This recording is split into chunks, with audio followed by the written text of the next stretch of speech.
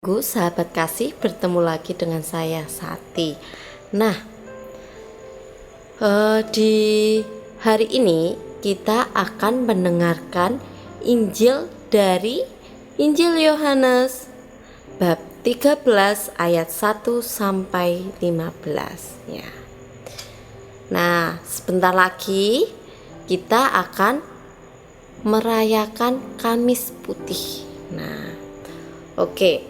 Sebelum kita mendengarkan sabda Tuhan, tentu saja kita akan memulai dengan doa terlebih dahulu.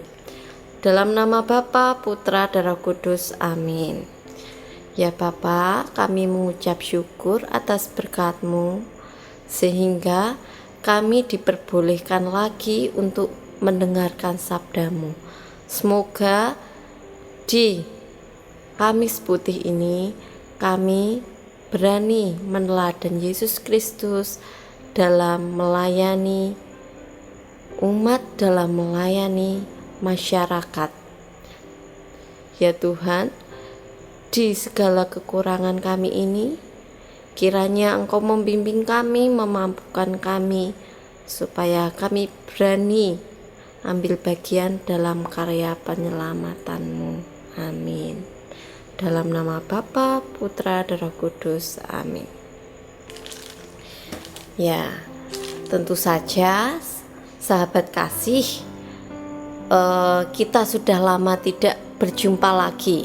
Pasti ada rasa kangen yang menggebu-gebu. Nah, oke, sekarang kita langsung saja mendengarkan sabda Tuhan. Tapi sebelum itu, kita siapkan hati terlebih dahulu sebelum mendengarkan sabda Tuhan, sehingga ketika kita mendengarkan sabda Tuhan itu mampu masuk ke dalam hati kita dan kita mampu meresapi apa yang ingin Tuhan sampaikan kepada kita semua. Inilah Injil suci menurut Yohanes. Ia mengasihi mereka sampai saat terakhir. Sebelum hari raya Paskah mulai, Yesus sudah tahu bahwa saatnya sudah tiba untuk beralih dari dunia ini kepada Bapa.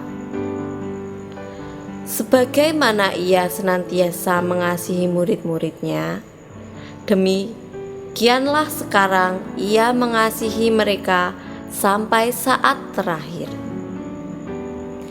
Ketika mereka sedang makan bersama, iblis membisikkan dalam hati Yudas Iskariot, anak Simon, rencana untuk mengkhianati Yesus. Yesus tahu bahwa Bapanya telah menyerahkan segala sesuatu kepadanya, dan bahwa Ia datang dari Allah dan akan kembali kepada Allah. Maka bangunlah Yesus dan menanggalkan jubahnya. Ia mengambil sehelai kain lenan dan mengaitkannya pada pinggangnya. Kemudian Ia menuangkan air ke dalam sebuah basi dan mulai membasuh kaki murid-muridnya. Lalu menyekanya dengan kain yang terikat pada pinggangnya itu. Maka sampailah Ia kepada Simon Petrus. Kata Petrus kepadanya, "Tuhan, Engkau hendak membasuh kakiku?" Jawab Yesus kepadanya, "Apa yang kuperbuat engkau tidak tahu sekarang, tetapi engkau akan memahaminya kelak." Kata Petrus kepadanya, "Selama-lamanya engkau tidak akan membasuh kakiku." Jawab Yesus, "Jikalau aku tidak membasuh engkau, engkau tidak akan mendapat bagian bersama aku." Kata Simon Petrus kepadanya, "Tuhan, jangan hanya kakiku saja, tetapi juga tangan dan kepalaku." Kata Yesus kepadanya, "Barang siapa sudah mandi, cukuplah ia membasuh kakinya, karena ia sudah bersih seluruhnya. Kamu pun sudah bersih, hanya tidak semua." Yesus tahu siapa yang akan menyerahkan dia. Karena itu ia berkata, "Tidak semua kamu bersih." Sesudah membasuh kaki mereka, Yesus mengenakan pakaiannya dan kembali ke tempatnya. Lalu ia berkata kepada mereka, Mengertikah kamu apa yang telah kuperbuat kepadamu? Kamu menyebut aku guru dan Tuhan, dan katamu itu tepat, sebab engkaulah guru dan Tuhan. Nah, jikalau aku Tuhan dan gurumu membasuh kakimu, maka kamu pun wajib saling membasuh kaki, sebab aku telah memberikan suatu teladan kepadamu, supaya kamu juga berbuat seperti yang telah kuperbuat kepadamu. Demikianlah sabda Tuhan. Sahabat kasih, sebelum Tuhan Yesus wafat di kayu salib, di hari Kamis Putih nanti ini, Tuhan Yesus melakukan sebuah perjamuan terakhir. Nah, di situ sebagai putra Allah atau sebagai manusia yang diutus Allah untuk menebus dosa-dosa manusia, Tuhan sudah tahu apa yang akan terjadi kepadanya. Tuhan juga tahu bahwa itulah akhir-akhir Tuhan Yesus bersama murid-muridnya. Maka dari itu di dalam bacaan tadi, Tuhan Yesus mengajarkan pada para rasul untuk saling melayani, membasuh kaki sesama atau membasuh kaki teman-temannya. Nah, makanya saat ini ketika kita merayakan Hari Raya Kamis Putih, nah selalu ada momen di mana ada pembasuhan kaki para rasul. Nah, itu tujuannya untuk mengenang di mana Yesus memberikan teladan kepada muridnya dalam membasuh kaki para rasul. Nah, seperti Tuhan Yesus sendiri di kehidupan sekarang ini, tentu saja ketika sahabat-sahabat kasih itu memiliki saudara yang istilahnya sudah meninggal, terkadang kita merasakan bahwa sebelum saudara kita itu meninggal, seolah-olah mereka sudah tahu bahwa sebentar lagi ia akan dipanggil Bapa, bahwa sebentar lagi ia akan meninggal. Seperti yang dirasakan Tuhan Yesus tadi ya. Tuhan Yesus bahkan sampai tahu bahwa salah satu dari muridnya akan ada yang mengkhianatinya. Nah, di sini tentu saja sebuah pembelajaran sangat menarik sekali ya. Mungkin kalau di era saat ini maunya itu murid yang melayani gurunya. Nah, tetapi di sini Tuhan Yesus sebaliknya mengajarkan kepada para rasul bahwa kita sebagai guru itu tidak harus minta untuk dilayani terus, tapi kita memberikan teladan bahwa guru itu sebagai pelayan, guru itu sebagai penolong, guru itu memberikan teladan yang baik kepada murid-muridnya, bukan malah mengharapkan untuk dilayani. Nah, begitu pula Tuhan memberikan teladan seperti itu supaya saya dan sahabat-sahabat kasih semua dapat melayani sesama dengan sungguh-sungguh. Entah apapun kedudukan kita, entah kita sebagai guru, entah kita sebagai pejabat, atau kita sebagai pelayan masyarakat, atau apapun itu.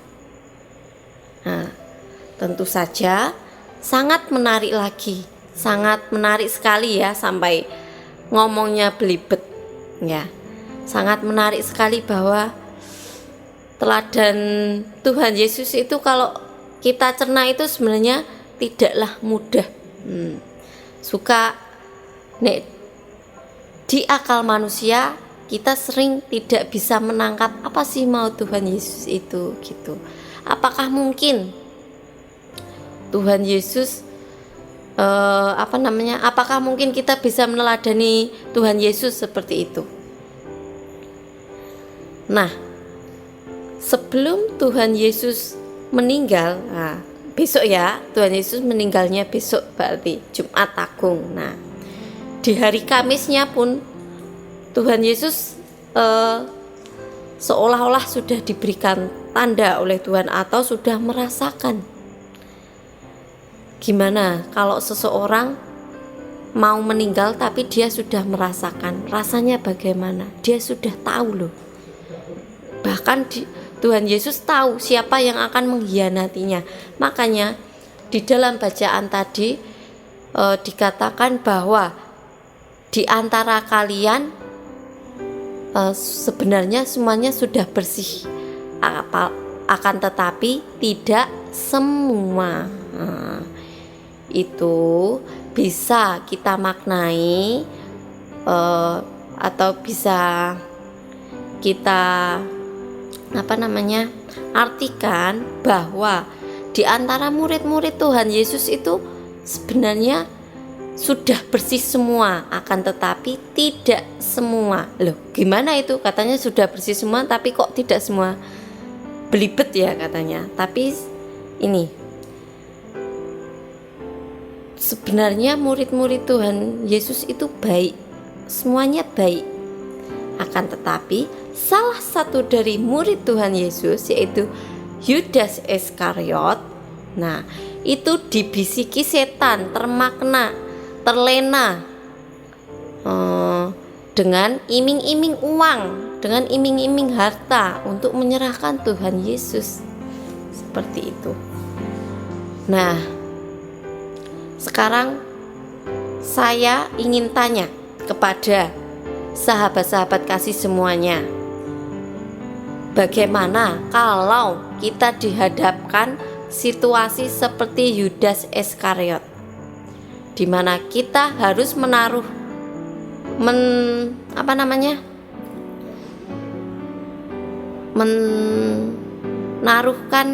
iman kita atau menukar iman kita untuk hal duniawi atau harta duniawi. Apakah kita ingin mengambil tindakan seperti Yudas Iskariot dan menukar iman kita, atau kita akan tetap bersih teguh dengan Yesus Kristus, bersih teguh membela iman kita? Nah, itulah yang menjadi PR kita saat ini, menjadi PR saya dan sahabat-sahabat kasih semuanya. Nah, renungan di Kamis Putih ini kalau bagi saya sendiri sangat menyentuh sekali. Nah, semoga di hati sahabat-sahabat kasih semua juga demikian. Kalau memang iya, mari bersama-sama di Kamis Putih ini kita kembali merefleksikan diri sendiri untuk menjadi pribadi yang lebih baik lagi. Apakah kita berani berpegang teguh kepada iman kita dan menolak setan-setan sehingga kita tidak menjadi Yudas Iskariot yang ke-1, 2, 3, 4, 5 dan selanjutnya. Oke? Siap ya sahabat kasih? Nah, oke. Sekarang kita tutup renungan hari ini dengan doa terlebih dahulu. Mari kita siapkan hati terlebih dahulu. Dalam nama Bapa, Putra, dan Roh Kudus. Amin. Ya Bapa, kami mengucap syukur atas berkat-Mu dan atas sabda-Mu yang Kau berikan kepada kami. Bantulah kami untuk benar-benar berani memegang teguh iman kami dan menjadi pewarta sabda-Mu dengan sungguh-sungguh dan tidak akan terlena dengan harta duniawi atau dengan apapun juga. Tuhan, bantulah kami dan sertailah kami untuk seturut di jalan-Mu. Kemuliaan kepada Bapa, Putra, dan Roh Kudus, seperti pada permulaan, sekarang, selalu, dan sepanjang segala abad. Terpujilah nama Yesus, Maria, dan Santo Yosef, sekarang dan selama-lamanya. Dalam nama Bapa, Putra, dan Roh Kudus. Amin. Semoga berkat Tuhan berserta kita semua.